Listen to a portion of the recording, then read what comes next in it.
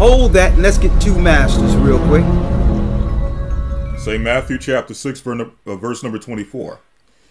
No man can serve two masters. You're either serving one or the other.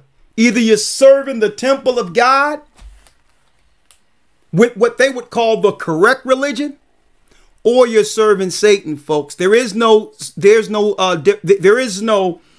dabbling on either side or the middle. Either you're dealing with a true worship that was set up, or you're worshiping Satan. Read it. No man can serve two masters. No man can serve two masters. For either he will hate the one and love the other. Either you will love the one or hate the other. See? Now, when people claim that the Bible is tampered with, that they don't believe in the God of the Bible, folks, you have to understand what they're telling you. Satan is their master. Satan sits in their mind. Satan is in their mind. Because outside of the truth of this Bible, outside of this are what? Satanic temples and beliefs, including atheistic or agnostic beliefs. All of that is what? The dark side. See? Read. Or else he will hold to the one and despise the other. Ye cannot serve God and mammon. You cannot serve God and mammon. See? And when you go into that word mammon, it also breaks down to what? A system. A monetary system where in God we trust, where you will set your morality based on finances. Based on, that's right, you will compromise your morality for money. So Satan knew to set up what? An economic system that would compromise God's people. And that system would lead to what? You worshiping in the temple of Satan and eventually being used at the very end for what we are about to show you. But there was a plan. Let's go to Isaiah. Because the Bible says that you cannot serve two masters. So Satan promised that he would one day go up into the temple of God. And he will go up into the temple of God. The Tower of Babel wasn't just, brothers and sisters, a physical construct. The Tower of Babel was a technological construct, an antimatter construct, a portal opener.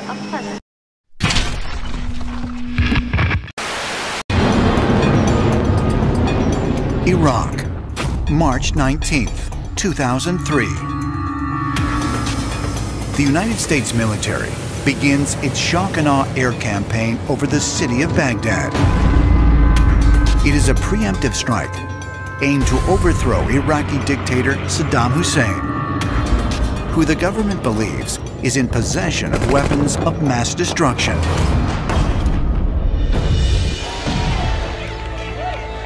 Saddam Hussein wanted to make Iraq a regional and perhaps a global superpower. He spoke about himself as the new Nebuchadnezzar. Nebuchadnezzar II was the great Babylonian warrior king, most famously known for rebuilding and expanding the Babylonian Empire in the 6th century BC. His armies conquered Egypt, as well as ransacking and destroying Solomon's temple in 597 BC. Saddam Hussein went nuts. He believed he was the reincarnation of Nebuchadnezzar. So he ordered massive reconstruction of Babylon, which was done with bricks bearing his name on them. Everyone would come to respect the ancient Nebuchadnezzar and the new Nebuchadnezzar. The missing piece to the puzzle of why we went to war with Iraq is the understanding that Saddam Hussein sought to outdo what Nebuchadnezzar had accomplished in his earlier life. The ultimate accomplishment of Nebuchadnezzar was the opening of the fiery furnace. Nebuchadnezzar had gone to Jerusalem, looted and leveled the Temple of Solomon, and he brought the wise men of the temple back to Babylon with him. What happened in the story is absolutely amazing.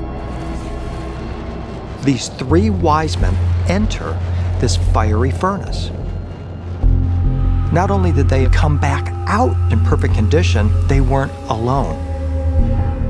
They came back with an extraterrestrial visitor in tow. In today's terms, we would obviously call this a stargate or a portal. Saddam knew this. There's one theory that the Iraq War was actually a war about a stargate. Saddam Hussein, so the theory goes, got access to this stargate, maybe threatened to use it. Was that why the Allied powers went in? It sounds far-fetched, but this theory is widely believed. Is it possible the United States military was pursuing more than weapons of mass destruction when they invaded Iraq? Could something of great significance, perhaps a portal to another world, have been found amongst the chaos? And if there are truths about extraterrestrial involvement with our planet hidden in forbidden zones, just what would happen when the truth is finally revealed? But in order for them to actually accomplish the Tower of Babel, the people at that time had to be of one mind, using the energy within them that came from God Himself. Because there's a part of the Most High in all of us. He created our brain. He created the antenna that could connect with Him. See? So Satan needed that same energy the Most High created at the Tower of Babel to get back to the throne of the Almighty in what the Bible calls the Battle of Armageddon. The hive mind. The only way that they can include you with the Dark Master under a hive mind, they must connect you from the sanctuary, the temple of God, the true religion that God intended for His people. And I'm using religion, just, so that you can all understand, from a general standpoint, because everyone knows that religion means, or they think it means, a belief in God. Okay? There's only one true belief, folks. The government construct that we see today is a Babylonian construct. It's religious. The military of the earth that's set up today, it's not set up for defense, folks. It's part of their religion. The hospitals, the institutions, all government institutions, including schools, it's part of their religion. It's the Babylonian construct, the hive mind to oppose God's temple. Listen to me clearly. There's only two masters. Let's read it, Elder Lawyer. Yes, sir. Isaiah 14, verse 12. How art thou fallen from heaven, O Lucifer? Here's the other master right here. Lucifer is the god of this world. And he's seeking to disconnect all people from our God so that you can plug into Him.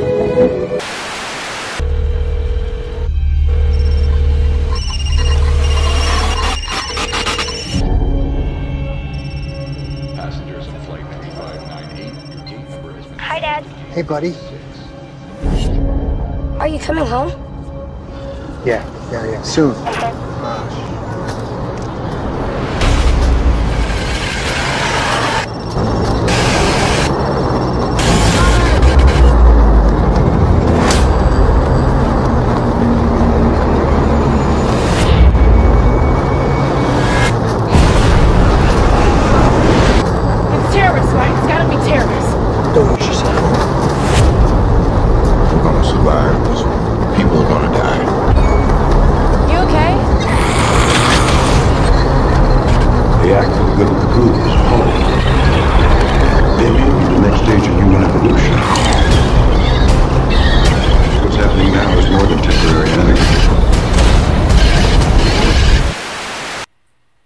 by default, if he can disconnect you by default, folks, your morality has been compromised. And you begin to connect with a hive mind, and through that can be easily controlled.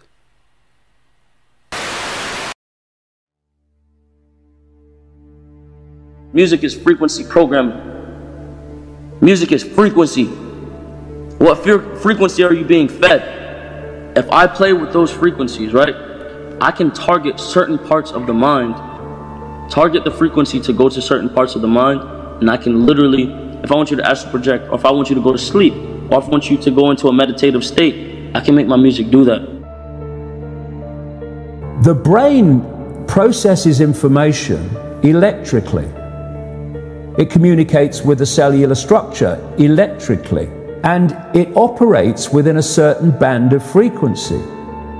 If you can broadcast frequencies carrying information, this technology has long been known, carrying information and perceptions within the frequency that the brain decodes information, the brain will decode those frequencies and will have those perceptions. You can externally influence people's perceptions externally by broadcasting these frequencies that we interact with, because we are antenna.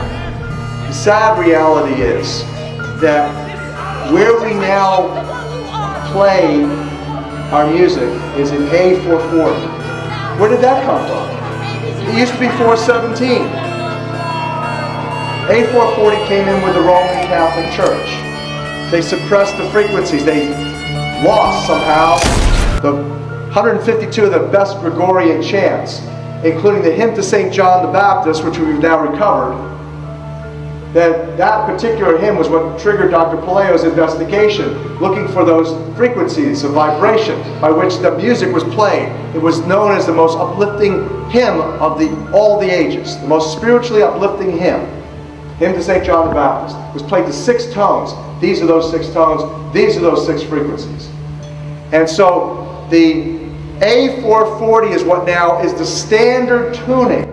If you go A439, you're closer to one of the Creator's tones. If you go A441, you're closer to one of the Creator's original tones. That's how precisely it has been manipulated. To do what? To shut down the 95% of your brain, particularly the right brain that operates the heart-mind to the divine human communion. Some decades ago, there was a guy who worked out the frequencies of different emotional states. This is long ago. I mean, it's very, very sophisticated now. So every thought, every emotional response is a frequency. It generates a frequency, and it is of itself a frequency. Hate is a frequency, and it's different to love. You know, when you are in a room and there's lots of aggression and conflict and hatred, you feel it. What do people say? Oh God, you can cut the atmosphere with a knife in there. That is because the frequencies of hate and conflict have been so generated, they have changed the electromagnetic field of the room. When you go driving your car and your channel on the radio is tuned to a station and you're grooving to the music, you love that music. As you get farther and farther away from the broadcasting tower, that music gets static. You start to lose the signal from the clear channel, broadcast, and it gets staticky. When it gets staticky, you get a little annoyed. But you want to listen to it. You really have a heart for that music, so you continue to listen to it for another 10, 15 miles, and suddenly it becomes so annoying that you just get disgusted, you go, ah, and you shut it off. And if you continue to listen to it, you'd get sick. That's what we're talking about here. Except you don't even know that you've been listening to the static your whole life. You don't even know what the true resonant frequency is because it has been kept from you. Now, of course, to really be effective, we need to use the proper words and phrases, scientifically selected. But that gives you the basic idea. We embed messages just below the threshold of perception, so they can go directly into the subconscious.